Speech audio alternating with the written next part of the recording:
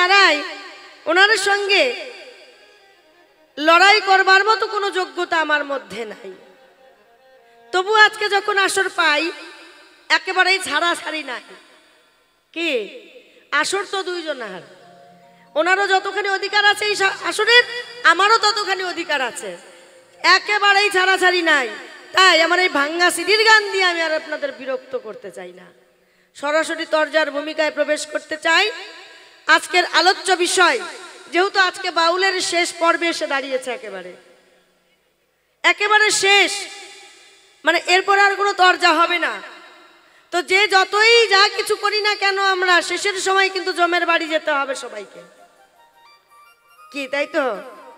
আজকের হবে লড়াই, একদিকে দশানন রাবণ আর একদিকে যমরাজ, বিপক্ষে আমার গুরু। আজকে এই কিছুক্ষণের জন্য আমরা দুইজন দুই পক্ষের উকিল, বুঝলেন? ওনাকে আজকে রাবণের পক্ষের উকিল করে রেখে আমি ধর্মরাজ যমের পক্ষের উকিল হয়ে কিছুক্ষণের জন্য করব লড়াই। আপনারা ঠিক ভুল বসে বসে বিচার করবেন, যমে না রাবণের কতখানি কার বড়াই। তা আমি যম সনেকা নাম বাদ দিয়ে যমরাজা নামটি ধরে এইবার আসরে প্রবেশ করতে চাই। শুরু করছি যমরাজ আর রাবণের লড়াই। নিতাই গৌর হরিবল হরিবল হরিবল।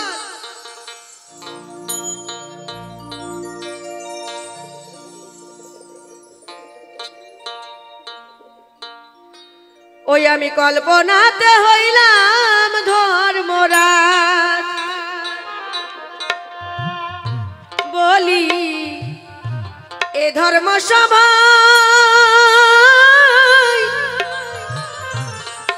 আমার বিপক্ষেতে আছেন যিনি, তিনি দশানন।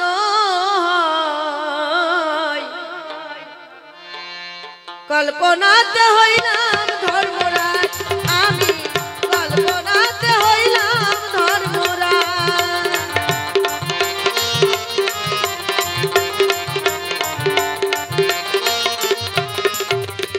আমি ধর্মরাজ যম, সদাই সর্বদাই ধর্মের বিচার করি, ধর্মের পক্ষে আমি কোনো জায়গায় নাই কম। তাই আজ দেখতে পাই দশানন রাবণ ওই রণভূমিতে রামের চরণ তলে পড়ে রয়েছে, মানে মৃত্যু শয্যায় সজ্জিত। আমি আজ এই রাবণ বেটাকে টানতে টানতে যমপুরী নিয়ে যাব, কারণ রাবণ সারা জীবন অনেক অন্যায় করেছে, অনেক পাপ করেছে। রাবণের পাপের ঘোড়া পরিপূর্ণ,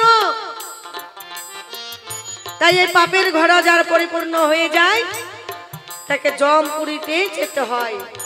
তাই আমি স্বয়ং এসেছি রাবণকে নিয়ে যেতে। প্রথম পাপ রাবণের, প্রথম পাপ হলো রাবণ ৩৩ কোটি দেবতা, এই সকলে দেবতাদের দিয়ে তার রাজ্যের সব কাজ করাতো। আমি যম, যাকে সবাই ভয় পায়, সেই যমকে দিয়ে রাবণ কাজ করাতে ছাড়ে নাই। যমকে দিয়ে কি কাজ করাতো জানেন? যমকে দিয়ে রাবণ তার ঘোড়াশালার ঘোড়ার ঘাস কাটাতো। মা লক্ষ্মী, যে মা লক্ষ্মীকে পাবার আসে ৩৩ কোটি দেবতা বসে থাকে আশায়, যে মা অন্নপূর্ণা, সেই মা লক্ষ্মীকে দিয়ে রাবণ কি করত? ভাত রান্না করাতো। মা সরস্বতী, যিনি বিদ্যার দেবী, মা সরস্বতীকে দিয়ে সকল গ্রন্থ পুস্তক অধ্যয়ন করাতো। দেবশিল্পী বিশ্বকর্মাকে দিয়ে রাজ্যের যত ভাঙা ফুটা বাড়িঘর এগুলো সব ঠিক করাতো, বুঝলেন? এই বেটা এত ঠেটা, সকল দেবতাদের দিয়ে কাজ করাতো। পবন দেবকে দিয়ে তার রাজ্য ঝাড় দেওয়াতো। শুধু তাই নয়, আদ্যার শক্তি মহামায়া সেই মাকে কি করেছিলেন না পাতালে বন্দী করে রেখেছিলেন ভদ্রাকালী রূপে। শোনো শোনো ওরে রাবণ, তোমারে জানাই আজ তোমার পাপের ঘরা পূর্ণ হয়েছে, জমপুরীতে নিয়ে যাব গো তোমায়।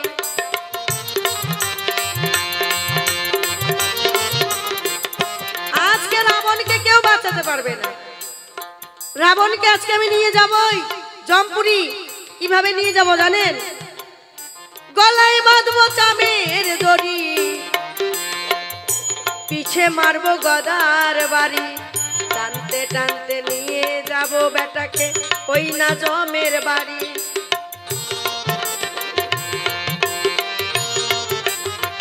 রাবণকে গলায় বাঁধবো চামের দড়ি, পিছে মারবো গদার বাড়ি, টানতে টানতে নিয়ে যাব জম বাড়ি। আজকে কেউ বাঁচাতে পারবে না। তাহলে এত পাপ করেছে রাবণ। সর্বপ্রথমে তো দেবতাদের দিয়ে কাজ করিয়েছে, এটা প্রথম অধ্যায় পাপের। দ্বিতীয় অধ্যায়,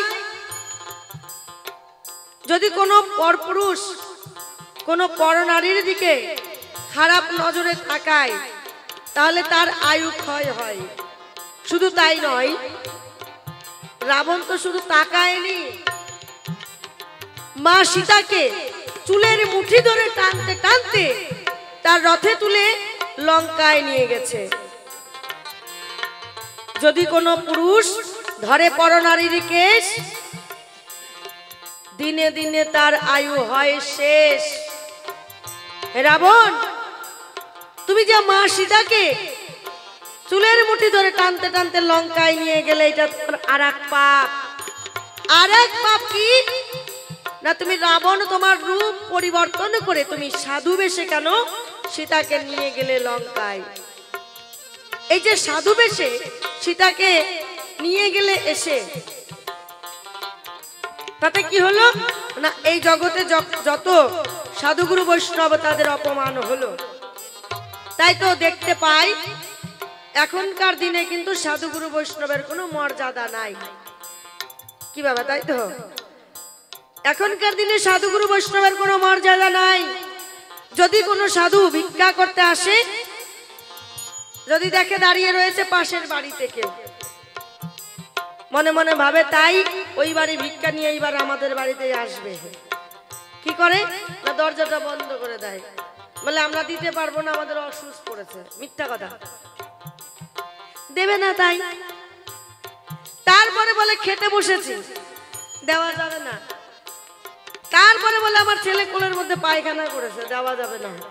এই যে কত রকমের অজুহাত, এই এত রকমের অজুহাত ছিল না আগে। সাধুগুরু বৈষ্ণব দেখলে ষষ্ঠাঙ্গে প্রণাম করত, কিন্তু এখন সাধুগুরু বৈষ্ণব দেখলে 10 হাত দূর দিয়ে মানুষ পালায়। কেন না, রাবণ সাধু বেশে পঞ্চবটী বনে এসে মা সীতাকে হরণ করেছিল, সেই কারণে সাধুদের আজ এত অমর্যাদা হয়। রাবণ, তোমার কাছে আমি জানতে চাই, কেন সাধু বেশে এসে মা সীতাকে তুমি নিয়ে গেলে তোমার স্বর্ণ লঙ্কায়? তুমি দশানন রাবণ,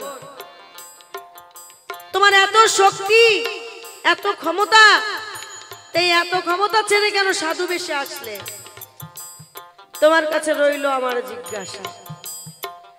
আর একটা কথা জানতে চাই, এই কথাটা জানার কৌতূহল জাগে আমার মনে, বুঝলেন? ব্যাপারটা হচ্ছে ঠিক এই জায়গায়। দেখেন, দশানন রাবণ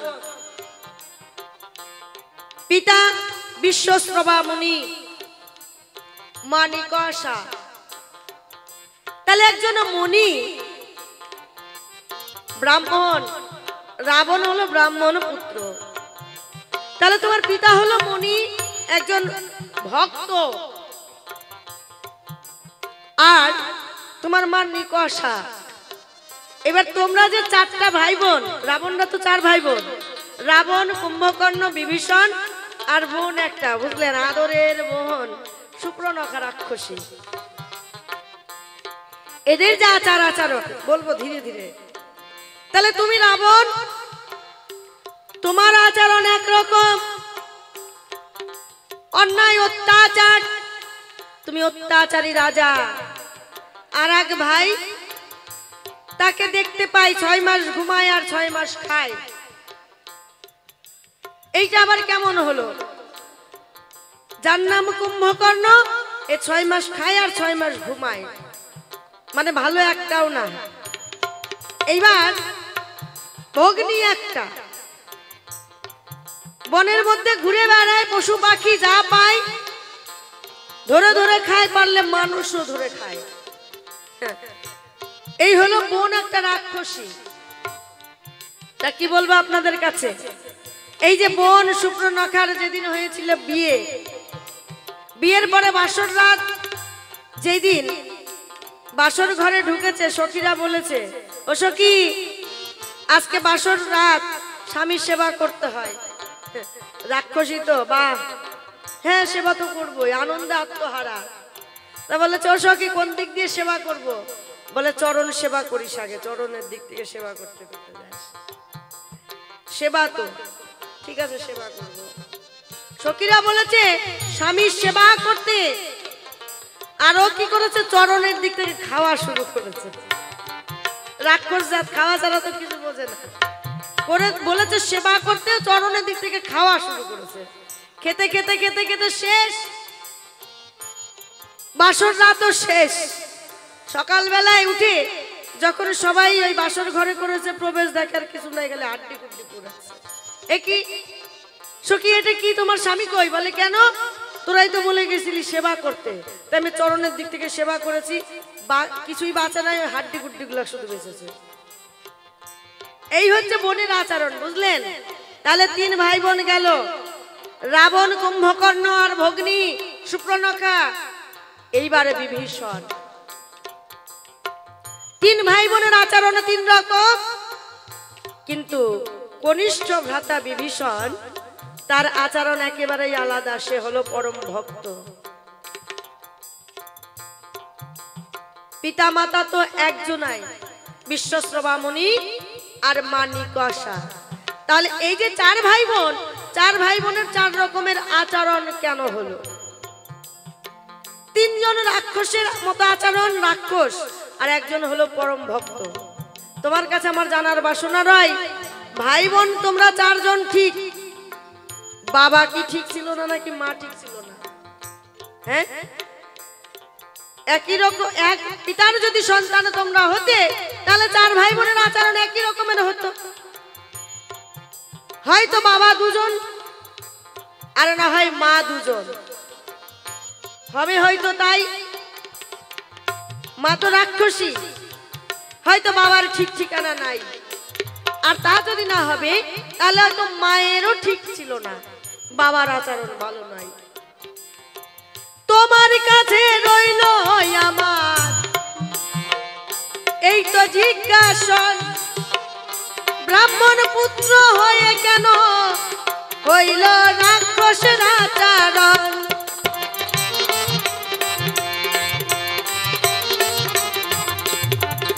তুমি বলিবে সবাই, খাটি খাটি পরিপাটি জবাব যেন পায় রে, কল্পনাতে হইলাম আমি জয় রে, কল্পনাতে হইলাম আমি জয়।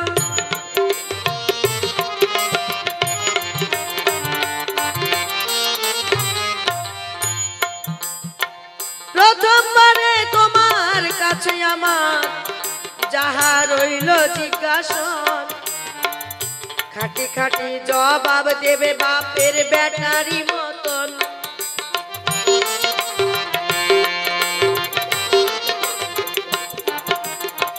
প্রথমবারে দাঁড়াই কেন আমি একা বলবো বেশি, বেশি কথা বলে কেন হব একা দোষী? হয়তো দোষাদোষী বাড়াবাড়ি কোনোই দরকার নাই, আমি এই পর্যন্তই আমার ভাব ছেড়ে দিয়ে যাই। আমি এই পর্যন্ত অল্পে অল্পে গল্পে সারি একবার সাধু গুরু বৈষ্ণব প্রেমানন্দে বলুন হরি হরি হরি বল হরি বল হরি বল হরি বল হরি বল হরি বল হরি বল হরি বল। সময় অল্প, দেওয়া যাবে না। মশারি টাঙাতে টাঙাতে বিছানা করতে করতে যদি রাত্র ভোর হয়ে যায়, ঘুমাবো কখন, তাই না? এই জন্য ভগবান বলেছে আমার চেয়ে আমার ভক্ত বড়, আমার আগে ভক্তের সেবা করো। ভক্তের চরণে শরণ নিলাম, বন্দনা শেষ। ভক্ত সন্তুষ্ট হলে ভগবান সন্তুষ্ট হবেই। ভক্তের কাছেই ভগবান বাধা। তাই আপনারাই আমার মা বাবা, আপনারাই ভাই বন্ধু, আপনারাই আমার ভুল ত্রুটি মার্জনা করে আপনারাই আশীর্বাদ করবেন। আমার কলঙ্ক হোক, আমার ভগবানের যেন কলঙ্ক না হয়। আজকে যার সঙ্গে গান, একজন হলো মা, আরেকজন তার সন্তান। আপনাদের কাছে প্রকাশী, আমি হলাম ছেলে রাধামোহন, আর আমার মা হলো সনেকা দাসী। কিন্তু অভিনয় আজকে একজন রাবণ, আরেকজন যম। কেউ নয় কারো চেয়ে কম। যমরাজা আসরে এসে প্রকাশ করে অভিনয় নিয়ে, হে রাবণ, সারা জনম তুমি করেছ অন্যায়, কোনো কাজ তুমি ভালো করো নাই। আমি যম, আমাকে দিয়ে কাটিয়েছ ঘোড়ার ঘাস, আজকে তোমার পরিণাম। এতদিন তো সুযোগ পাই নাই, আজকে যখন পাইলাম, আজকে তোমাকে গলায় চামের ডুরি লাগাবো, পিঠে গদার বাড়ি মারতে মারতে তোমাকে জমপুরীতে নিয়ে যাব, তারপরে কত রকম শাস্তি সব তোমাকে দেব। এই কথা বলার পরে আবার প্রশ্ন করে, পরনারীকে হরণ করলাম কেন, চুলের মুঠি ধরলাম কেন, টানতে টানতে নিয়ে গেলাম কেন, পরনারীর কেশে ধরা পাপ। তারপর মহামুনি ব্রাহ্মণ, তিনি হলো রাবণের বাপ। ব্রাহ্মণের ছেলে মহামুনির ছেলে কি করে রাক্ষস বা দানব হয়? চার ভাইয়ের মধ্যে তিনজনের চরিত্র ভালো নয়, একজন ধার্মিক হলো। এখানেও জিজ্ঞাসা করলো, খুব ভালো লাগলো, আলোচনা একবারে পরিষ্কার। ছোট্ট একটা গান ধরি, সুরে সুরে ব্যাখ্যা করি, দেরি করার ইচ্ছা নাই। জয় জয় রাম সীতা প্রেমানন্দে সবাই হরি বল। আপন আপন গুরু প্রেমানন্দে সবাই হরি বল হরি বল। আপন আপন পিতা মাতা প্রেমানন্দে সবাই হরি বল হরি বল।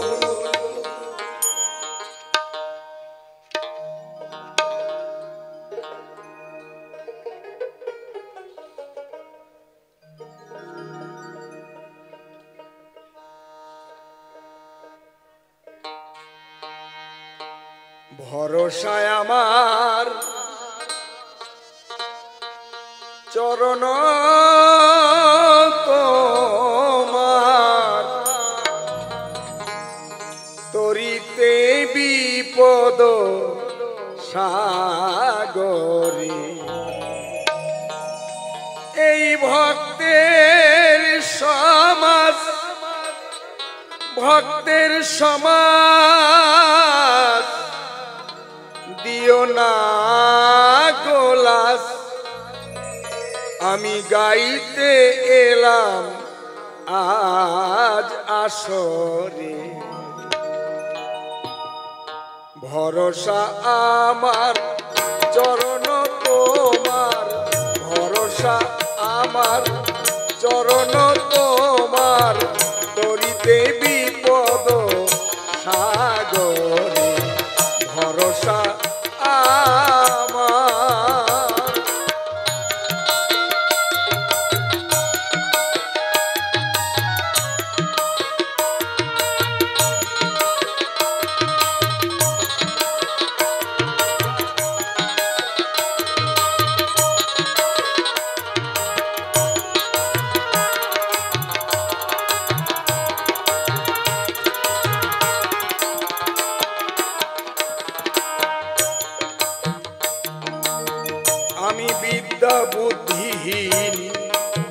বড়ই অভাজন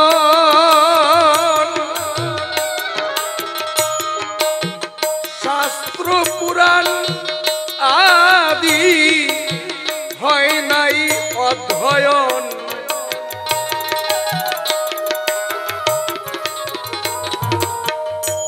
আমি বিদ্যা বুদ্ধিহীন বড়ই অভাজন শাস্ত্র পুরাণ আদি হয় নাই অধ্যয়ন কেমনে ভরিব তোমার ভক্তের মন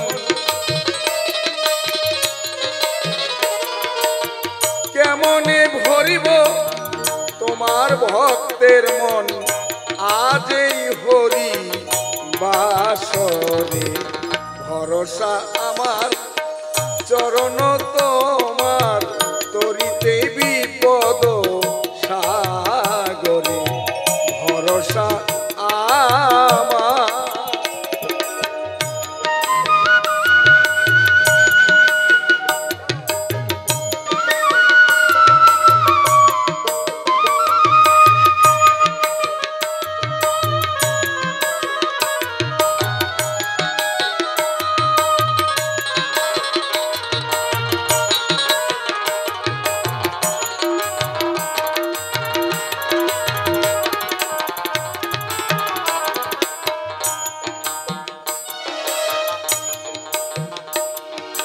অভিনয়ে এখন আমি রাবণ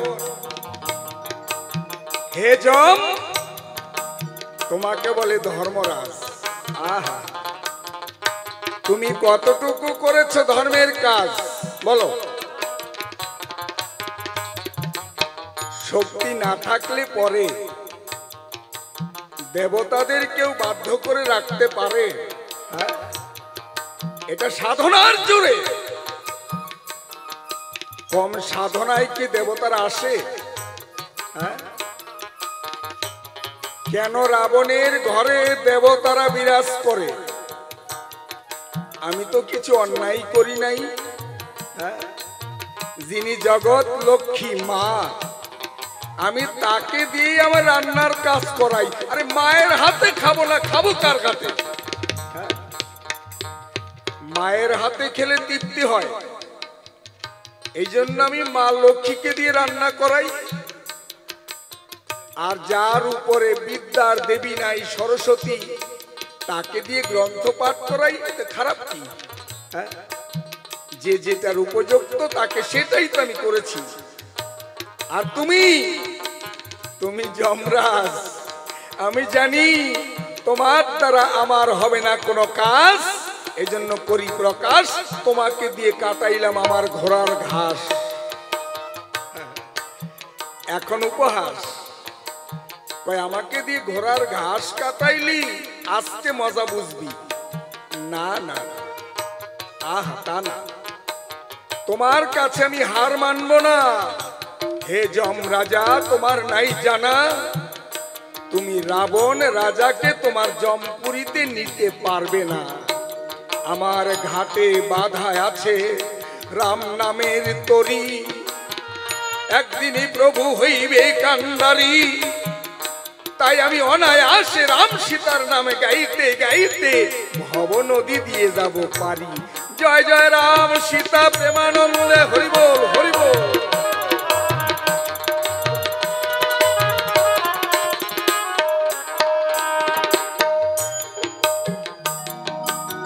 তুমি বললে আমি পর নারীকে হরণ করেছি না আমি পর নারীকে হরণ করি নাই আমি চুরিও করি নাই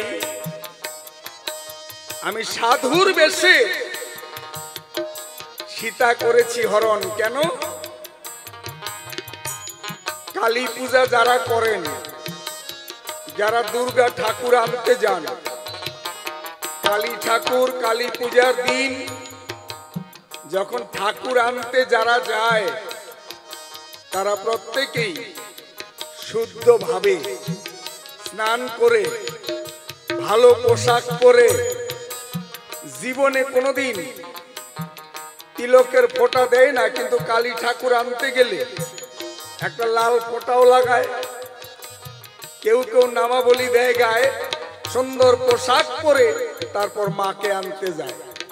এটাই তো নিয়ম। মাকে আনতে গেলে শুদ্ধভাবে যেতে হয়। তাহলে আমি মা সীতাকে নিয়ে যাব, আমি সন্ন্যাসীর বেশে আসবো না? হ্যাঁ, আমি যে মাকে নিয়ে যাব, আমি তো সাধুর বেশে আসবো। সাধু ছাড়া মাকে কি নেওয়া যাবে? হ্যাঁ, যমরাজা তোমার নাই জানা, রাবণ দুই জনা, একটা বাইরের রাবণ আর একটা ভিতরের রাবণ। বাইরের রাবণটা তুমি চেনো, ভিতরের রাবণকে তুমি চেনো না। হ্যাঁ? ভিতরের রাবণ মাতৃভক্ত, ভিতরের রাবণ বিষ্ণু ভক্ত, আর বাইরে শত্রু ভাব তুমি জানো না। হ্যাঁ,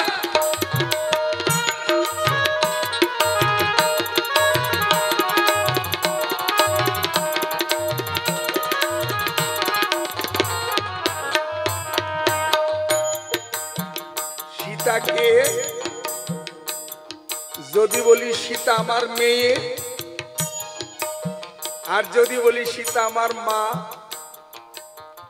আচ্ছা বাবার সঙ্গে মেয়ে গেলে মেয়ের কোনো মান সম্মান নষ্ট হয়? আর যদি ছেলের সঙ্গে যায় মায়, তবু তো সম্মান নষ্ট হয় না? এবার বুঝে নিও, তাই সীতারও মান সম্মান নষ্ট হয় নাই। এক হিসাবে সীতা আমার মেয়ে, আরেক হিসাবে আমার মা। তুমি জানো না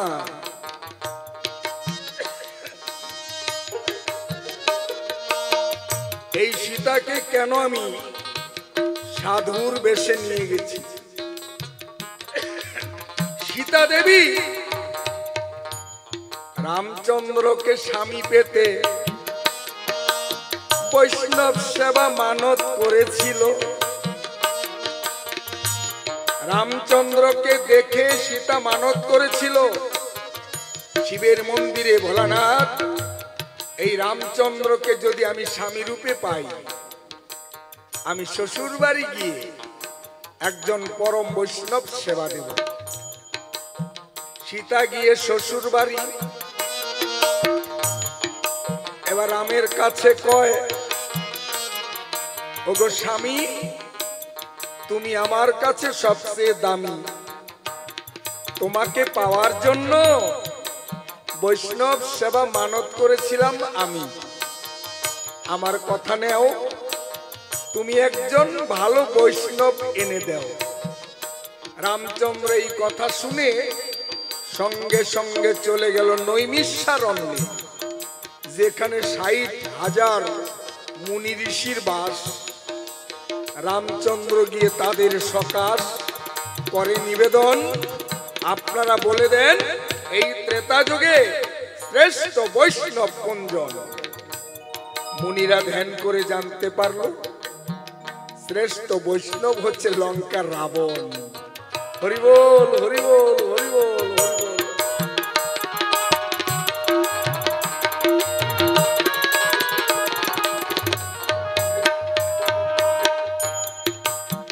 রামচন্দ্র চলে গেল লঙ্কায়, গিয়ে রাবণ বৈষ্ণবকে প্রণাম জানায়, আমার সীতা করেছে বৈষ্ণব সেবার আয়োজন, আপনাকে বৈষ্ণব রূপে দিলাম নিমন্ত্রণ। রাবণ কিন্তু রামকে চিনেছে, কিন্তু রাম নিজে যে কে রাম নিজে জানে না। রাম ভগবান যতক্ষণ মাটিতে চলাচল করে ততক্ষণ নিজে যে ভগবান এটা তার মনে থাকে না। আবার যখন একটু শূন্যে ওঠে, মানে খাট পালঙ্কে চড়ে, তখনই মনে পড়ে আমি কে, কোথায় ছিলাম, আমি কি করব, কেন এসেছি। মাটিতে চরণ রাখলে সব যায় ভুলে। এটা একটা মুনি ঠাকুরের পত্নীর অভিশাপ ছিল। হ্যাঁ,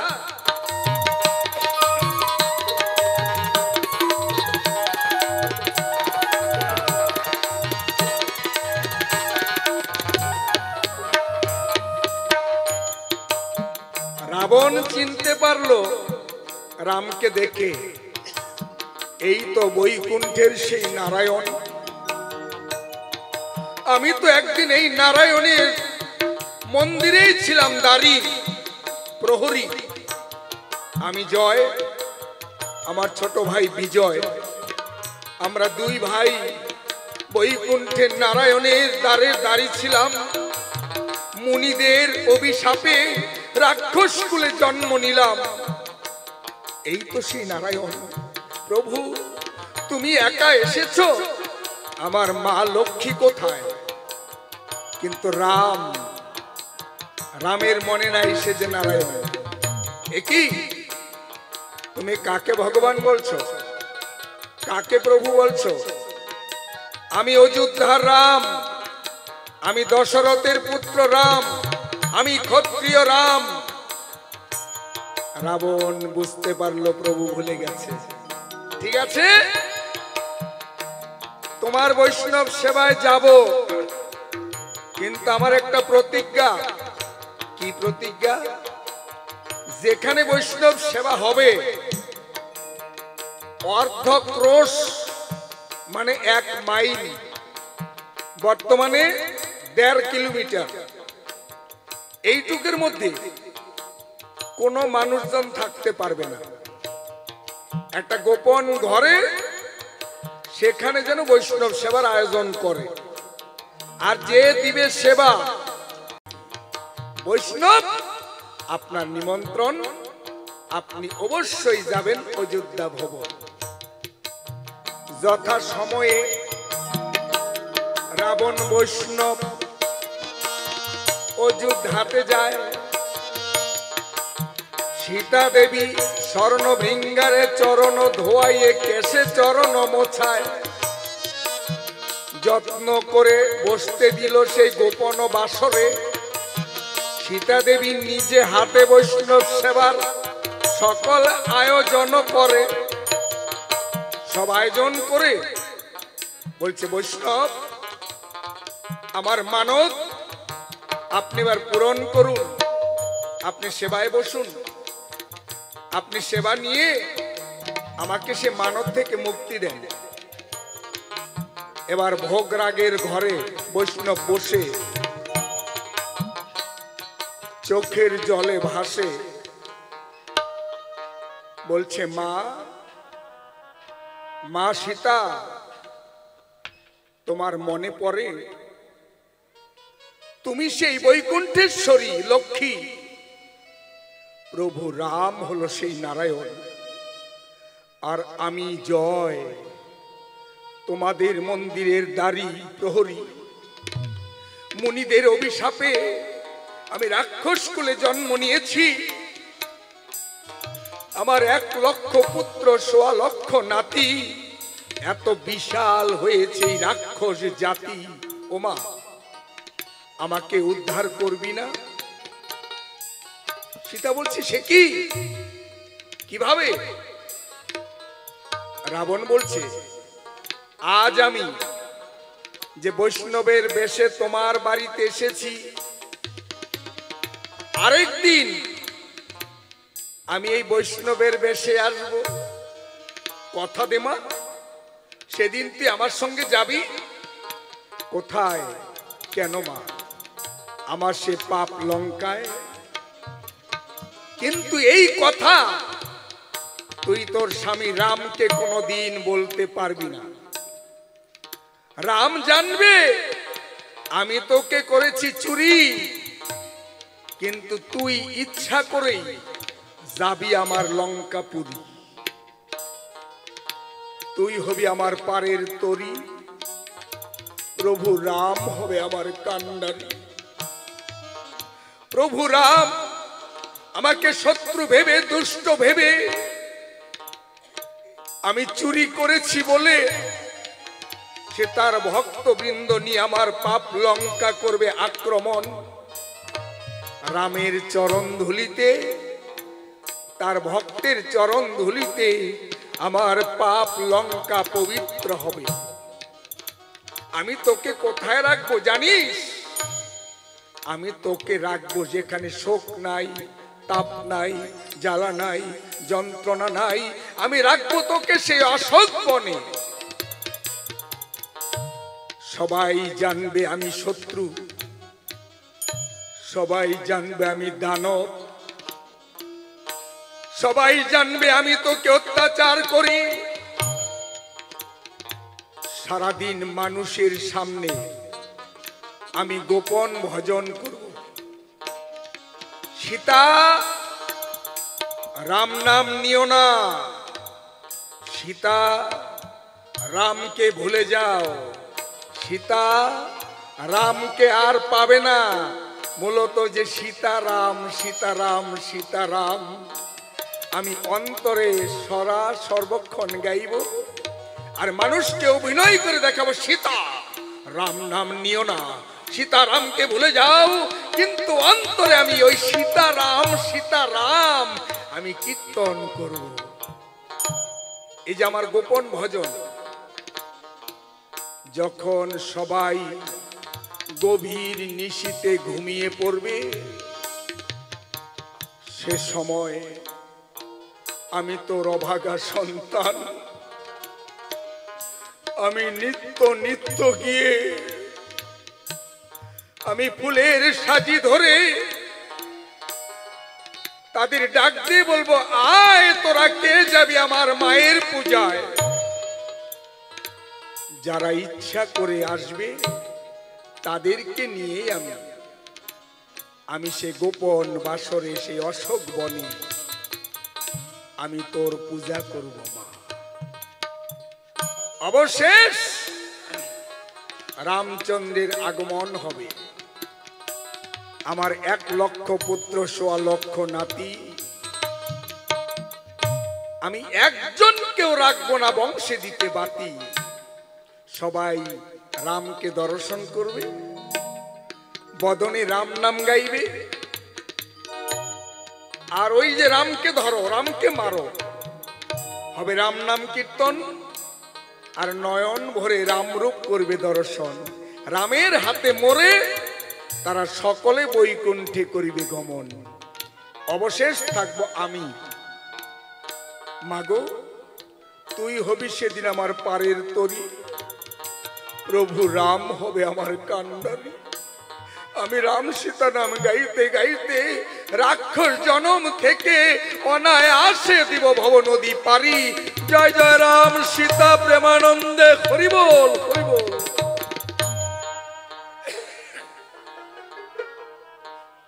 হে জন, তাই আমি সীতাকে চুরি করি নাই, তাই সন্ন্যাসীর বেশে সাধুর বেশে এসে আমি মাকে নিয়ে যাই, আর কেশে ধরে জানা সত্ত্বেও আয়ুটা কমাই। আমি জানি আমার অনেক দিন আয়ু, আর কতদিন এই রাক্ষস জন্ম আমি ভোগ করব। আমি ত্রিকালজ্ঞ, আমি ভূত ভবিষ্যৎ বর্তমান সব জানি, আর রাক্ষস বংশে আমার থাকার ইচ্ছা নাই। আমার অনেক দিন আয়ু আমি জানি, এটাও জানি ধরলে পরনারীর কেশ আয়ু হয়ে যায় শেষ।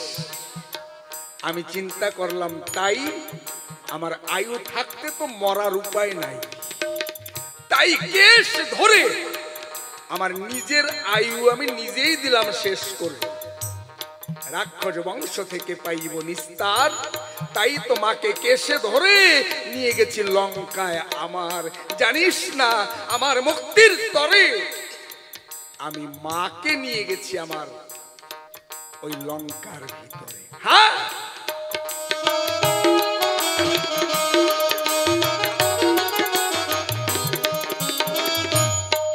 তাহলে কেন সীতাকে করলাম হরণ? আমি রাখি নাই গোপন, তুমি তো জানো না তত্ত্ব হে ধর্মরাজন।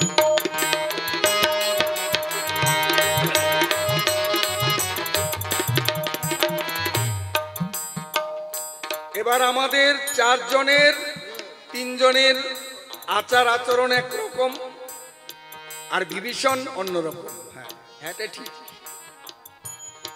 কারণ আমার বাবা বিশ্বস্রবা মহামুনি আর মা নিকষা দেবী রাক্ষস। ওই যে আসুরিক সময়কালে, আসুরিক সময় যেটা স্বামী স্ত্রীতে মিলন হওয়ার সময় নয়, আসুরিক কাল। আপনারা পঞ্জিকা খুলে দেখবেন, কালবেলা, বারবেলা, কাল রাত্রি, এগুলো কিন্তু পঞ্জিকায় আছে। ওই কালবেলা বারবেলা এগুলিতে কোনো শুভ কর্ম হয় না। কাল রাত্রি, সারা রাত কিন্তু কাল রাত্রি নয়, একটা মুহূর্ত সময় দেখবেন পঞ্জিকায় লেখা আছে কাল রাত্রি। আবার কাল বেলা মানে দিনের বেলা, ওই সময়ে কোনো শুভ কাজ করলে সফল কোনো দিন হতে পারবে না। এই আসুরিক সময়ে আমার মা বাবার কাছে রতি ভিক্ষা চায়। বাবা নিরুপায় হয়ে মায়ের বাসনা পুরায়। তাই তো ব্রাহ্মণের পুত্র আমি রাক্ষস হইয়া লঘিলাম জনম। ওই মায়ের ভুলে রাক্ষস জনম আমি করিলাম বর্ণন।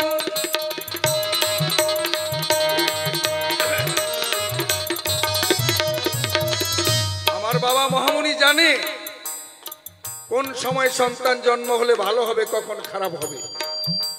বাবা অনেক করেছে বর্ণনা, এটা সন্তান নেওয়ার সময় না, কিন্তু আমার মা কখনো ছাড়ে না।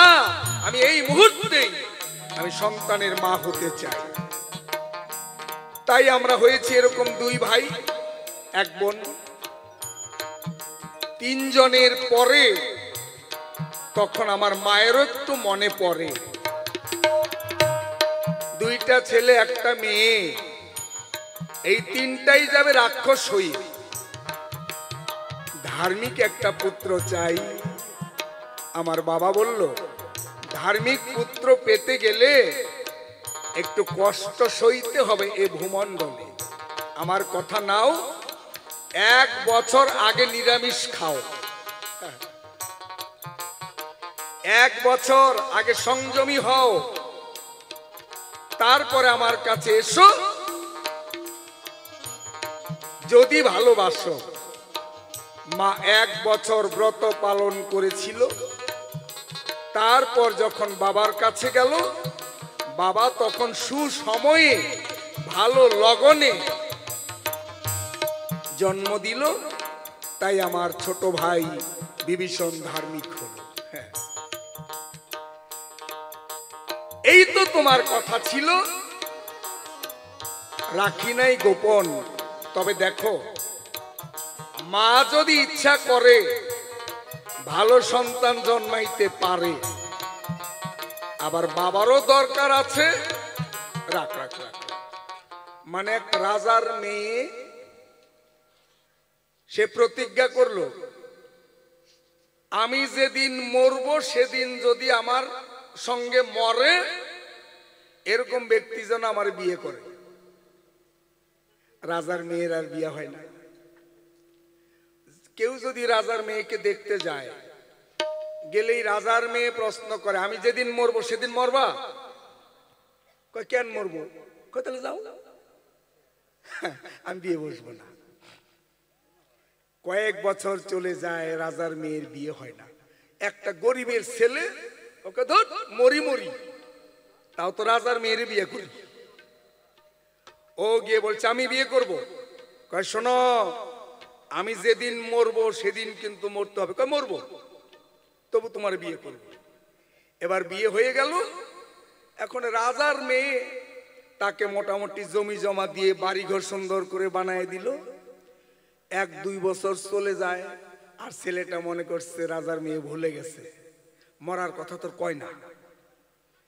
2 বছর পরে হঠাৎ করে একদিন কয়, এই চলো মরতে যাই। কয় কেন, কি দরকার মরার? কয় প্রতিজ্ঞা করছিল না আমি যেদিন মরবো সেদিন মরবা? কয় মরবি কেন, কি দরকার মরার? কয় প্রতিজ্ঞা আমার, চলো মরতে যাই। কয় আমি যদি না মরি? কয় বাবায় দিবে তোমারে ফাঁসি, চলো। কয় কেন প্রতিজ্ঞা করছিলাম, মাত্র সুখের সংসারটা শুরু হইল, মরবি কেন? কয় না, তুমি যদি কথা না শোনো তোমাকে ফাঁসিতে চড়ানো হবে। এইবার ও খালি মানে ডাকতেছে ভগবান, হায় ভগবান, মাত্র বিয়ে করলাম 2 বছর হইল, এখনই মরণ লাগবো, চলো যাই। সকাল বেলা এখনো সূর্য উদয় হয় নাই, এমন সময় কয় চলো নদীর পারে। কয় চল যাই। ও খালি ভগবানে ডাকতেছে, ভগবান ভগবান ভগবান। নদীর পারে গিয়ে কয় তুমি ভালো করে এখানে দাঁড়াও, আমি আগে মরবো, পরে তুমি মরবা। কয় দৌড় দেওয়ার তো উপায় নাই, আশেপাশে কেউ যদি আবার ধরে ফেলে, আচ্ছা দেখি। মেয়েটা স্নান করে এসে তাকে ভালো করে দর্শন করলো, চরণে প্রণাম করলো। কয় চলো ঘরে ফিরা যাই। কয় মরবি না? কয় মরা হয়ে গেছে। হ্যাঁ তাই নাকি, চল যাই। বাড়িতে ফিরে এলো। এই ঘটনা এই পর্যন্তই রইল।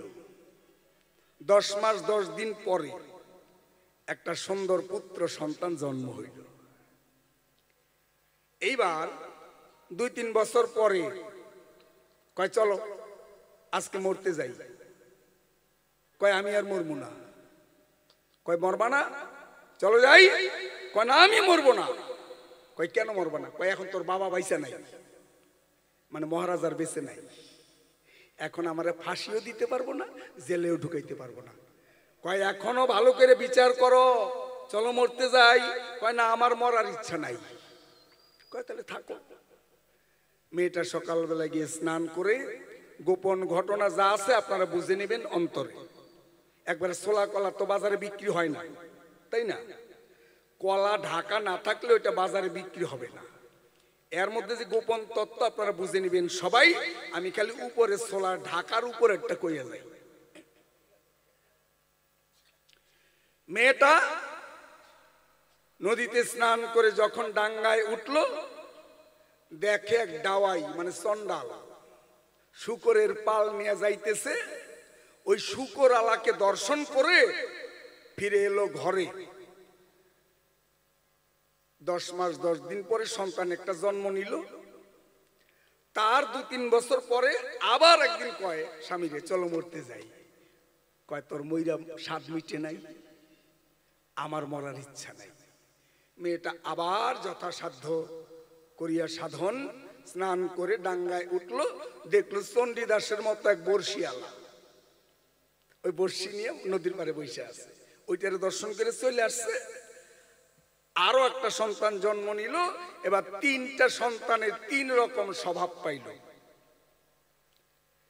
একটা হইল ঠিক বাবার মতন। ওই যে প্রথম সন্তান যেটা বাবা যেমন আচার আচরণ ঠিক সন্তান হইল বাবার মতন। দ্বিতীয় সন্তান হইল শুকর আলার মতন। 3 নাম্বার সন্তান যে বর্ষি মারা, একবার ওর মতোই চেহারা।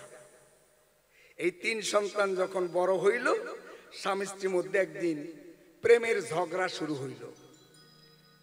2 জনে ঘরে বসে করতেছে বিচার। স্ত্রী কয় স্বামীর কাছে, বলো তো কোনটা সন্তান কার? কয় কেন? মহিলা কয় একটা তোমার আর 2টা আমার। কয় আমি ছাড়া সন্তান পাইলি কেমন করে? কয় দেখো একটু বিচার করে, একটাই তোমার আর 2টা কিন্তু আমার। কয়টা মানি না, আমাকে ছাড়া তো সন্তান পাস নাই। কয় সেইটা পাইছি অবশ্যই, কিন্তু একটা তোমার পক্ষে আর 2টা আমার পক্ষে। কয় কেমন করে? কয় দেখো একটু পরীক্ষা করে, তুমি খালি ঘরে গিয়া একটু কাঁথা কম্বল মাথার উপর দিয়া, মানে একবারে চুপ করে থাকবা, শুইয়া শব্দ করবা না। আমি একটু অভিনয় করে দেখাই, তাহলে বুঝতে পারবা কোনটা কার। কয় ঠিক আছে। বাবা ঘরে গিয়ে শুয়ে রইল, আর মা একটা কাপড় একটু টান দিয়া ছিঁড়া মাটির মধ্যে গড়াগড়ি যাইতেছে। এমন সময় বড় ছেলে বাড়িতে এসে, মা তোমার কি হয়েছে? কয় তোর বাবা আমার এমন মারছে, একবার কোমর ভাঙিয়া ফেলাইছে, দেখ শরীরে কি অবস্থা হয়েছে। সন্তান এখন চিন্তা করে, আরে বাবা মায়ের মধ্যে ঝগড়া, আমি তো পুত্র সন্তান হয়ে আমি মা বাবার বিচার করব কি করে? মা বড় না বাবা বড়? এটা তো সন্তানের দ্বারা কোনোদিন বিচার করা যায় না। মা আর বাবা দুজনের দ্বারাই তো আমার জন্ম, মা বাবা দুজনের দ্বারা আমার জন্ম। তাদের কৃপাতে আমি দেখিলাম ভবন। মা বাবা কে ছোট কে বড় এই বিচার সন্তানের পক্ষে করা সম্ভব নয়। মা যদি বাবার কাছে অন্যায় করেছে, বাবা তার শাস্তি দিয়েছে, এই বিচার তো আমি করতে পারি না। মাথা নত করে ছেলেটা চলে গেল বাড়ির বাইরে। একটু পরে ওই যে বড়শি মারা আর শুকরের পাল, ওই দুই সাওয়াল যখন বাড়িতে এলো, কয় মা তোমার কি হয়েছে?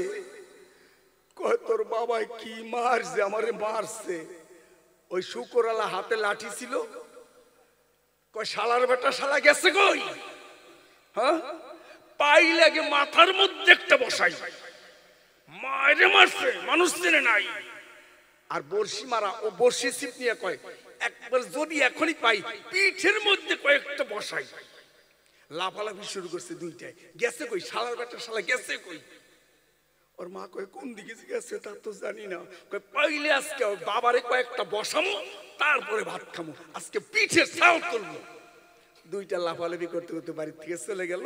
ডাক দিয়ে বলে মায় কি গো স্বামী ধন দেখলা এখন কয়টা কার? ওই যে পরিষ্কার জবাবটাই হচ্ছে মরার। যেদিন স্বামী স্ত্রীতে হইয়া মহামিলন, পিতৃবস্তু মাতৃ জঠরে যেদিন করিবে ধারণ, সেই দিন শুদ্ধ মনে স্নান করে যে মূরতি করিবে দর্শন, সন্তান হইবে তাহারই লক্ষণ। এজন্য যে ঘরে মা বিরাজ করে স্বামী স্ত্রীতে, ঠাকুর দেবতার ছবি না থাক, অন্তত স্বামী দেবতার একটা ছবি যেন থাকে, কোন মহাপুরুষের ছবি যেন থাকে। তাহলে ওই সন্তান শান্ত হবে, মহাপুরুষের মতো হবে। আর ওই যে প্রসেনজিৎ, মিঠুন চক্রবর্তী, গোবিন্দা, ধর্বান্ধর নাকি, ও ধর্বান্ধর না ধর্মেন্দ্র, ধর্মেন্দ্র, ওদের ছবি থাকে ঘরে। ওই যে সন্তানের আচরণ দেখুন ওই রকমই ধরে। হ্যাঁ, ওই গর্বে থাইকেই ঢিসিং মারতে চায়। বাবার স্বভাবও পায় না, মায়ের স্বভাবও পায় না। তাই আমার মা নিকষা দেবী, যিনি শান্ত শুদ্ধ ভক্তি ভাবে বিভীষণকে গর্ভে ধরেছিলেন, তিনি 1 বছর ব্রত করিয়া যাজন। তাই তো ধর্ম সন্তান ধার্মিক পুত্র লাভ করেছে একজন। ধর্মরাজ তোমাকে দিলাম কইয়া, আশা করি তোমার প্রশ্নের জবাব গেছে। এবার তোমার একটু ডাকির সময় যেহেতু কম, তাই না, তোমার কাছে প্রশ্ন রাখি। আচ্ছা বলো তো, তুমি যে ধর্মরাজ, মানুষের ধর্মের বিচার করো, কে পাপ করলো কে পুণ্য করলো।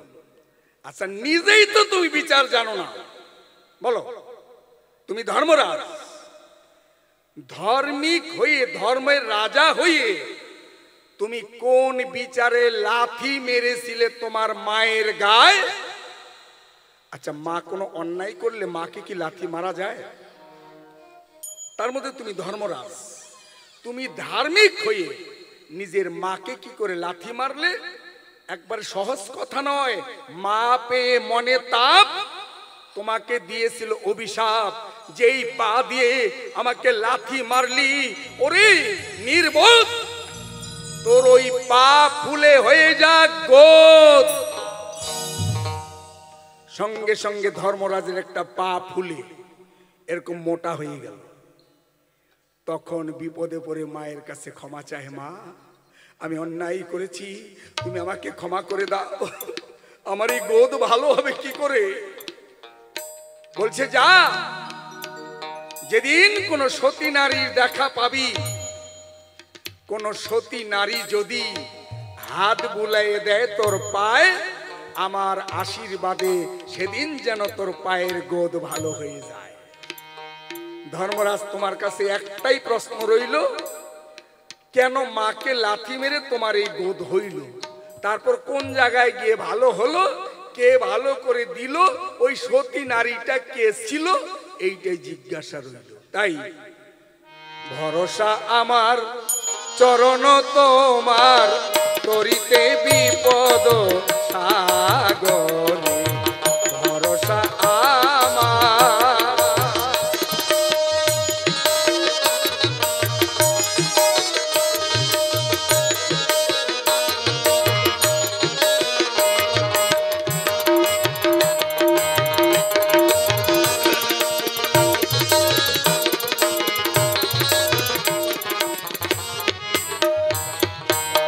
শুনেছি 6 রাগ 36 রাগিনী, গুরুর দেওয়া ধন আমি সাধিতে পারিনি। শুনেছি 6 রাগ 36 রাগিনী, গুরুর দেওয়া ধন সাধিতে পারিনি। তুমি নিজ গুণে যোগাও সুরবাণী,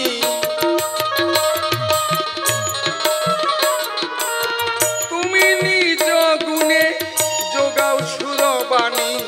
তোমার এই দাস পামরে, ভরসা আমার চরণ তোমার, ভরসা আমার চরণ তোমার, তরিতে বিপদ সাগরে, ভরসা আমার।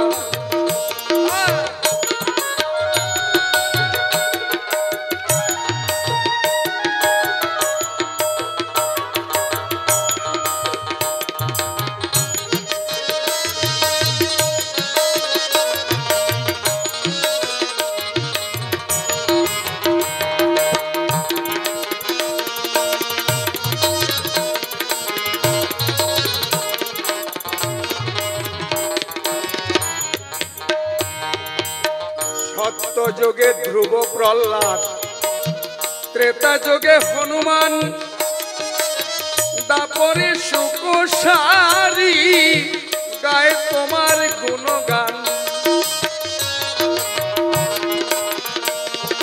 সত্য যোগে ধ্রুব প্রহ্লাদ, ত্রেতা যোগে হনুমান, দাপরে সুকোসারি গায়ে তোমার গুণগান।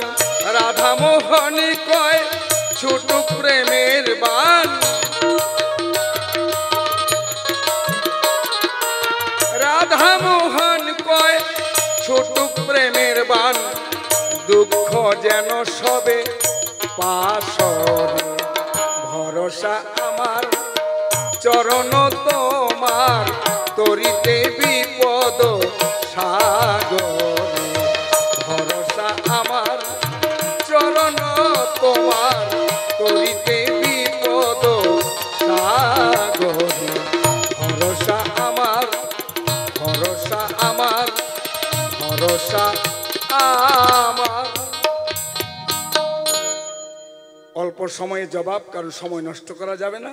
মঞ্চে এখনই আসছে পাপিয়া গাইন, কলকাতার শিল্পী। এদের 1 মিনিট সময় নষ্ট করা আমাদের পক্ষে সম্ভব নয়।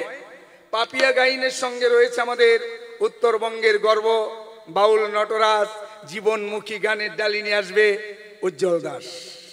দুজনের শুনবেন গান, এই জন্য আমরা অল্পে অল্পে করব অবসান।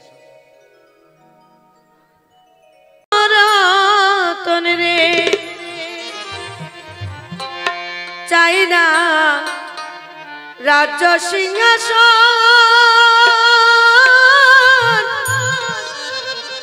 প্রেম প্রীতি ভালোবাসায়, প্রেম প্রীতি ভালোবাসায় শুধু লাগে মন রে। প্রেমে চাই না ধন রতন রে, আই রে প্রেমে চাই না ধন রতন রে।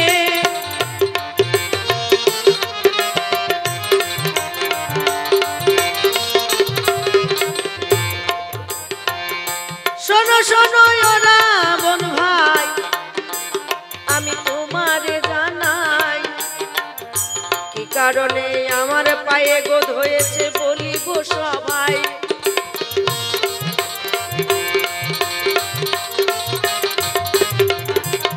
আর কুসন্তান যদি হয় কুমাতা কভু নয়, মাতা হলো সর্বশ্রেষ্ঠ দেবী অগতাই।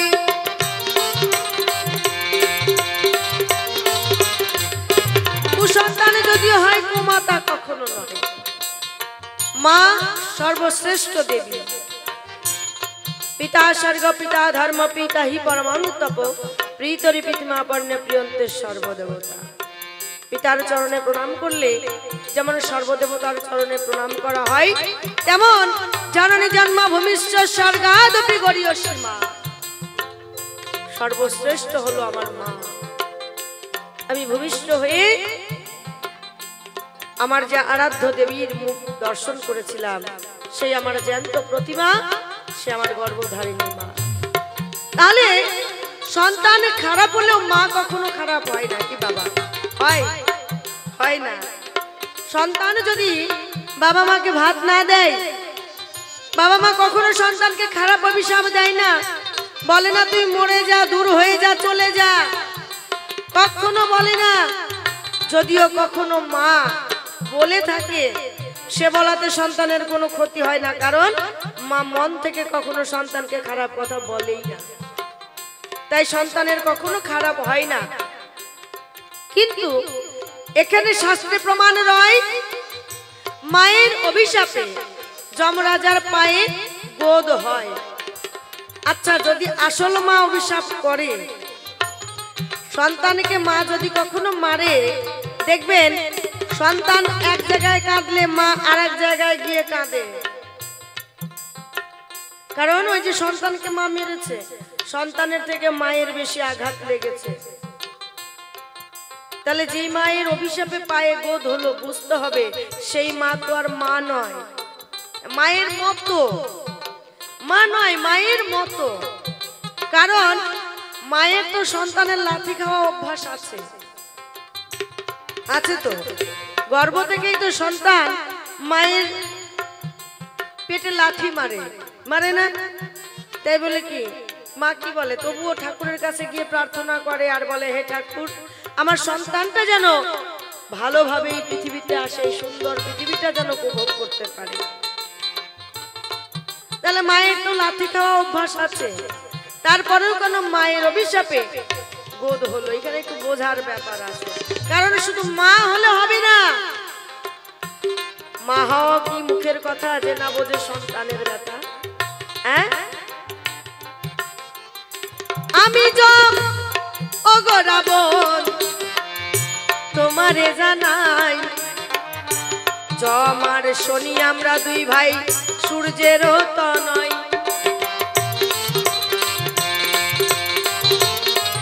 আমরা দুই ভাই সূর্যপুত্র, আমি যম, আমার কনিষ্ঠ ভাই শনি গ্রহ মহারাজ যিনি, তিনি হলেন আমার কনিষ্ঠ ভাই,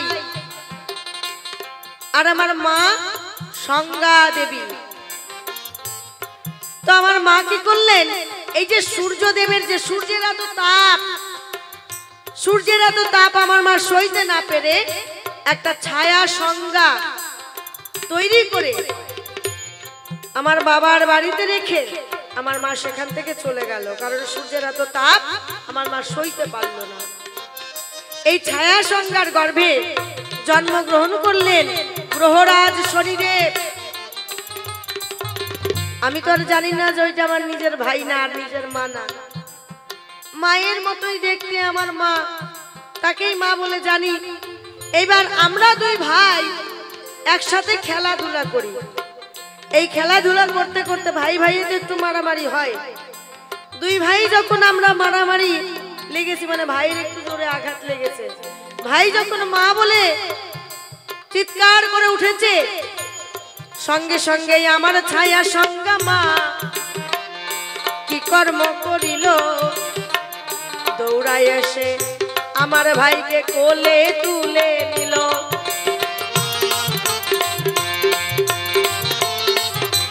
মা কি করলেন, ভাইকে কোলে তুলে নিয়ে আমায় আঘাত করলেন। আমার একটু রাগ হলো। মা, আমরা দুই ভাই একসাথে খেলাধুলা করছিলাম, খেলাধুলা করতে করতে ভাই পড়ে গেছে, আমি তো ভাইকে মারিনি, আঘাত করিনি, তাহলে তুমি এসে কি করলে না ভাইকে কোলে তুলে নিলে আর আমায় আবার আঘাত করলে। ক্রোধে যম কি করলো, মাকে গিয়ে একটা লাথি মারলো। যখনই মাকে লাথি মারলো, মা অভিশাপ করলো, তুই আমি লাথি মারলি, যেই পা দিয়ে লাথি মেরেছিস তোর ওই পায়ে গোদ হয়ে যা, তোর পা যেন ফুলে তোর পায়ে গোদ হয়ে যায়। সঙ্গে সঙ্গে যমের পায়ে গোদ হয়ে গেল। যমের মনে একটু কৌতূহল জাগলো, মা যদি আমায় অভিশাপ করতো তাহলে তো আমার এমন হতো না, কোনোদিন তো হয়নি। সত্য করে বলো তুমি কে? তুমি তো আমার মা নও, তোমার আচার আচরণ ভিন্ন ভিন্ন ভাব মনে হচ্ছে আমার কাছে, তাই তুমি তোমার সত্য পরিচয় দাও, তুমি কে? যম যখন জানতে পারলো যে সংজ্ঞা আসল মা নয়, ছায়া সংজ্ঞা মানে সৎ মা, যে মা সন্তান গর্ভে ধারণ করে না সেই মা অন্য সন্তানের ব্যথা বোঝে না। আবার কিছু কিছু মা আছে দেখবেন পরের সন্তানটাকে বেশি বুকে আগলে রাখে, নিজেরটাকে বেশি বকাঝকা দেয়। তো জায়গা সেই জায়গায় আমার যাওয়ার দরকার নাই, যেখানে আলোচনা সেইখানেই যাই। এইবার যম যখন জানতে পারে যে আসল মা নাই ঘরে, ছায়া সংজ্ঞার অভিশাপে যমের পায়ে গোদ হয়। ওমা, তুমি আমায় এমন অভিশাপ দিলে যে অভিশাপের সঙ্গে সঙ্গে আমার পায়ে গোদ হয়ে গেল, তুমি বলে দাও উপায় কি করে আমার এই গোদ ভালো হয়। মা বললেন, যদি কোনোদিন কোনো সতী নারীর পরশ পাস, সেই দিন উদ্ধার হবে আমি করে যাই প্রকাশ। যম অপেক্ষায় বসে রয়েছে, সতী নারী কোথায় পাই। হঠাৎ একদিন সতী সাবিত্রী আর সত্যবান, এই যে দুইজনের স্বামী স্ত্রীরা, তো সত্যবান কি করলেন, বনে কাঠ কাটতে গেলেন। বনে কাঠ কাটতে গিয়ে সর্পাঘাতে সত্যবানের মৃত্যু হয়েছে। যমদূতেরা এসেছে সত্যবানের আত্মা নিয়ে যাবে। যখনই সতী সাবিত্রী খবর পায়, ওই বনের মধ্যে ছুটে এসে দেখে তার স্বামী মৃত্যু শয্যায় সজ্জিত রয়েছে। এদিকে যমদূতেরা এসেছে তার স্বামীর আত্মা নিয়ে যেতে, কিন্তু সাবিত্রী কিছুতেই সত্যবানের আত্মাকে নিয়ে যেতে দেয় না। যমদূতেরা গিয়ে যমের কাছে যখন খবর জানায়, যম মনে মনে ভাবলো, তাই এমন কোন জীব আছে, এমন কোন মানুষ আছে যে যমদূতের সঙ্গে করে লড়াই, আত্মা আনতে দেয় না এই যম সভায়। যমরাজা নিজে আসলো সেটাই এসে দেখে একজন সামান্য নারী তার স্বামীর মৃতদেহটা নিয়ে পড়ে বসে রয়েছে। যম বলল, ওহে নারী, তোমার স্বামীর মৃত্যু হয়েছে, তোমার স্বামী আত্মাটাকে নিয়ে যাব আমি যমপুরী, দাও তোমার স্বামীর আত্মা দাও, আমি নিয়ে যেতে এসেছি। সাবিত্রী বললেন, আমার স্বামী মৃত্যু হয়েছে বেশ, কিন্তু আমার স্বামীকে আমি নিয়ে যেতে দেব না। কেন? বলে, না, আমি বেঁচে থাকতে আমার স্বামী যদি আগে মারা যায় তাহলে এই জগতে কুলটা বিচারিণী বলেই জানবে সবাই আমায়। যম করে মানা, শোনো, মৃত্যুর পরে কেউ এই ধরাধামে থাকতে পারে না, তাদেরকে যমপুরীতে যেতেই হয়। এমন ভাবে সতী সাবিত্রীর সাথে যমের সাথে কথা হচ্ছে। কথা হতে হতে সতী সাবিত্রী করলো কি, যমের চরণ দুটো যখন ধরলো, স্বামীর প্রাণ ভিক্ষা চাইলো, যমের চরণ দুটো ধরার সঙ্গে সঙ্গেই সতী সাবিত্রী স্পর্শে যমের যে পায়ের গোদ ছিল সেই গোদ ভালো হয়ে গেল। যম মনে মনে ভাবলো, তাই এই সামান্য নারী নয়, এই সেই নারী যে সতী সাবিত্রী, যার স্পর্শে আমার পায়ের গোদ ভালো হয়ে গেল। এ তো সামান্য নারী নয়, তাই আশীর্বাদ করলো, তোমায় আশীর্বাদ করলাম, তুমি শতপুত্রের জননী হবে। সতী সাবিত্রী বললেন, বেশ, তুমি আমায় আশীর্বাদ করলে, আমি শতপুত্রের জননী হব। এবারে যম বলে, মা তোমার স্বামীকে তো আমি নিয়ে যাব। বলে, তুমি যে আমায় আশীর্বাদ করলে আমি শতপুত্রের জননী হব, তাহলে তুমি যদি আমার স্বামীকে নিয়ে যাও জমপুরীতে, আমি জননী হব কেমন করে? কারণ স্বামী ছাড়া যদি আমার কোনো সন্তান আদি সৃষ্টি হয়, এই জগতে কুলটা দ্বিচারিণী কলঙ্কিনী বলে সবাই জানবে আমায়। এইদিকে আশীর্বাদ করেছে যম, আশীর্বাদেরও নাই এক ফোঁটাও কিছু কম। তাহলে এইবারে যম কি করলেন? সাবিত্রীর কথায় বাধা পড়ে গেলেন। সাবিত্রীর কথায় বাধা পড়ে সত্যবানের জীবন আবার সাবিত্রীর কাছে তুলে দিলেন। সাবিত্রীর পরশেতে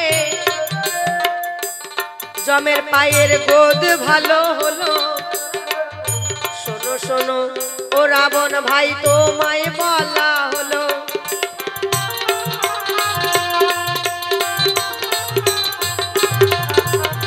এইবার তোমার কাছে আরো কিছু কথা জানিব সভায়, সুন্দরভাবে জবাব দিবে ও গো রাবণ ভাই। ও গো প্রেমে চাই না ধন রতন রে, ভাই রে প্রেমে চাই না ধন রতন রে।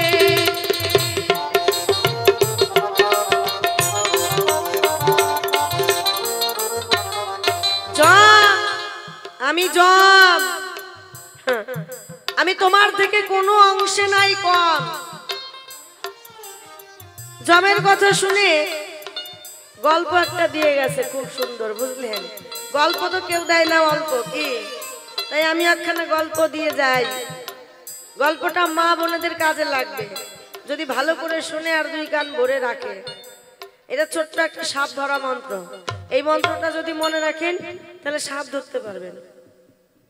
হ্যাঁ, যেসব মায়েরা আছে, মানে যে মায়েরা বৃদ্ধ হয়ে গেছে, ওই মায়েদের আর কাজে লাগবে না। যাদের নতুন বিয়ে হয়েছে, যাদের বিয়ে হবে, যারা এখনো আমার মতো, এদের কাজে লাগবে। মন্ত্রটা কেমন? আমাদের বাড়ির পাশের এক ঘটনা। এক ভদ্রলোক বিয়ে করে আর বউ মরে, বিয়ে করে আর বউ মরে, বুঝলেন? এবার বিয়ে করতে করতে করতে করতে 11টা বিয়ে করছে, বউ কিন্তু একটাও নাই, 11টাই মরছে, বুঝলেন? বিয়ে করছে 11টা, বউ মরছেও 11টা, মানে একটা করে বিয়ে করে, একটা করে মরে, আবার বিয়ে করে, আবার একটা করে মরে। এইভাবে বিয়ে করতে করতে যখন 12টা মানে 11টা বিয়ে করা হয়ে গেছে, 11টা বউই মরে গেছে। এবার বাড়ির পাশের আরেক মহিলার স্বামী মারা গেছে। তো যাদের স্বামী মারা যায় তাদেরকে বলে বিধবা, আর যাদের বউ মরে তাদেরকে, আমাদের ওদিকে বলে কপালপুরা, আপনাদের ওদিকে কি বলে জানি না, হ্যাঁ ওইরকমই বলে না, ওই তো কপালপুরা। তো ওই কপালপুরার বিধবা, ওর স্বামী মারা গেছে আর ওর বউ মারা গেছে। এবার বাড়ির লোকেরা, গ্রামের লোকেরা দুইজনের বিয়ে দিয়ে দিয়েছে। তাহলে কয় নাম্বার বিয়ে হলো? 12 নাম্বার। আদর করে বউয়ের নাম রেখেছে পারো, বুঝলেন? 11টা মরে গেছে, এবার 12 নাম্বার বউ, তাই আদর করে বউয়ের নাম রেখেছে পারো। এইবার বেশ 6 মাস হয়ে গেছে সংসার করে খাচ্ছে। সংসার করে খেতে খেতে ওই ভদ্রলোকের একদিন হঠাৎ করে নেশা চেপে গেছে মাথায়। না, মদের নেশা না, মদ, হিরোইন, ড্রাগস, জুয়া কিছু না, বউ পিটানো নেশা। ওই যে 11টা বউ মরেছে, ওই 11টাকে পিটিয়ে পিটিয়েই মেরেছে, বুঝলেন? তাই 12 নাম্বার বউ 6 মাস পরে যখন ওই বউ পিটানো নেশা উঠেছে, ভাত খাই বেলা 12টার সময়, 10টার সময় এসে বলে, এই ভাত দে। বউ তো জানে ওই 11টাকে পিটিয়ে পিটিয়ে মেরেছে, এইবার 12 নাম্বার আমি, আমার পালা। হ্যাঁ, বউ কি করছে? বউটা আবার একটু চালাক, বুঝলেন? এই যে এইদিকে কান দেন, এইবার হচ্ছে আসল মন্ত্র। বউটা খুব চালাক। বউটা কি করছে? তাড়াতাড়ি করে চাল ভাজা বাটিতে করে মেখে নিয়ে এসে বরের সামনে দিয়ে একবার 32 খান দাঁত বের করে এসে দিছে। বুঝতে পারলেন? পুরুষ জাত যখন রেগে যাবে তোমার কপাল কিন্তু খারাপ আছে। এই যে তুমি শুনতেছো না, মন দিয়ে গল্পটা ভালো করে শোনো, কাজে দেবে। পুরুষ জাত যখন রেগে যাবে তখন তর্ক একটাও করবে না। যদি তর্ক করেন বিটবাটটা সব পিঠে পড়বে, একটাও মাটিতে পড়বে না। হ্যাঁ, আর যদি ওই সময়টা আপনি সামলে নেন, মানে তর্ক করলেন না, কিছু বললেন না, যতই গাল দিচ্ছে দিগ্গা, আপনার যতই রাগ হচ্ছে তত আপনি হাসছেন, মানে ভিতরে রাগ আছে কিন্তু রাগ তখন প্রকাশ করা যাবে না, তাহলে একটাও মাটিতে পড়বে না, সব পিঠে। হ্যাঁ, এবার যত হাসবেন পুরুষের রাগ তত জল হবে। আপনি যত হাসবেন, কারণ পুরুষ কাবু নারীর মুখের হাসিতে। হ্যাঁ, দেখবেন যতই আপনাকে বকাবকি দেন না কেন, মানে আপনি উত্তর করবেন না, একটা উত্তর করবেন না, জীবনে কোনোদিন মার খাবেন না, জীবনেও না। যদি মার খান আমার নামে কুত্তা পুষবেন বাড়িতে। আমি এই মন্ত্র নিয়ে চলি, বুঝলেন? 23 বছর চলছে, 23 বছর। এইটুকু বয়সে বিয়ে হয়েছে আমার, 13 বছর বয়সে বিয়ে হয়েছে, 23 বছর চলছে, এখন পর্যন্ত একটাও মার খাইনি। কারণ আমার মা আমাকে এই মন্ত্র দিয়ে দিছিল, যেদিন বাবা মানে জামাই বাবা রেগে যাবে তর্ক করবা না, একদম না, পরে তুমি ধুয়ে দিও, 14 গোষ্ঠী উদ্ধার করে দিও। হ্যাঁ করি, 14 গোষ্ঠী উদ্ধার করি, মানে ওই সময় না। এইবার ওই ভদ্র মহিলা কি করেছে, চাল ভাজা বাটিতে করে মেখে এনে দিয়ে বরের সামনে একেবারে 32 খানা দাঁত বের করে হেসে দিয়েছে। যা রাগ ছিল, বুঝলেন, একেবারে জল হয়ে ইন্ডিয়ার রাগ পাকিস্তানে চলে গেছে, আর পাকিস্তানের ভালোবাসায় ইন্ডিয়া এসেছে। মারার হলো না, বসে বসে চাল ভাজা চিবাচ্ছে, কিন্তু নেশা উঠেছে, মারবেই। চাল ভাজা চিবাচ্ছে আর বুদ্ধি আসছে কি করে মারা যায়, কি করে মারা যায়। আর ওই ভদ্র মহিলা রান্না করছে আর ভাবছে আমার কি আজকে জমের বাড়ি যেতেই হয় নাকি। এবার তাড়াতাড়ি রান্না করলেও রান্না আবার ভালো করতে হবে, রান্না ভালো করতে হলে মশলা বাটতে হবে, মশলা বাটলে তো দুইটা যন্ত্র লাগে না, একটা ছোট আর একটা বড়, বাটাবাটি করতে গেলে। তো এবার যখন বাটাবাটি করছে, ওই চাল ভাজা চিবাচ্ছিল, চাল ভাজার বাটি থুয়ে দিয়ে আসে, বলে এই চাল ভাজা চিবাবি চিবা, তো মশলা বাটবি বাট, তোর কোমর যেন দোলে না। বউটা বলছে কি, মশলা বাটবো, আমার কোমর দুলবে না। বলে না, কোমর দুললেই আজকে জমের বাড়ি। বউটা স্ট্যাচু হয়ে বসে আছে, নড়াচড়া করা যাবে না, নড়লেই শেষ। বসে বসে বুদ্ধি আসছে, এইবার কি করি আমি। ভদ্রলোক আবার গিয়ে চাল ভাজার বাটি নিয়ে যখন চাল ভাজা চাবাচ্ছে, ওই যে দুইটা যন্ত্র ছিল হাতে, ছোটটা নিয়ে যাবে, এই চাল ভাজা চিবাবা চিবাও, তোমার দাঁতের পাটি যেন নড়ে না। ভদ্রলোক বলে কি, চাল ভাজা চিবাবো দাঁতের পাটি নড়বে না? বউ বলে আমি মশলা বাটবো, তো আমার কোমর তুলবে না। এইবার বউকে হিসাব দিচ্ছে, শোন পারো, ওই যে 12 নাম্বার বউ, মানে আদর করে নাম রাখছে, শোন পারো, 11টা মোড়ে শেষ, তোকে নিয়ে আমার 12। বউ কয় ইস ওরে আমার মিনসারে, কান খুলে শুনিস আর একটা একটা করে গুনিস, তোকে নিয়ে আমার 19।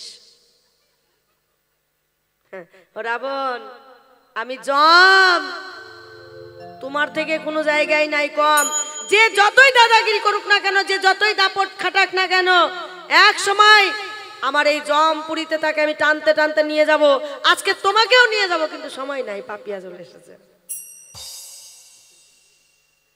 সময় নাই, পাপিয়া চলে এসেছে। হরি বল হরি বল।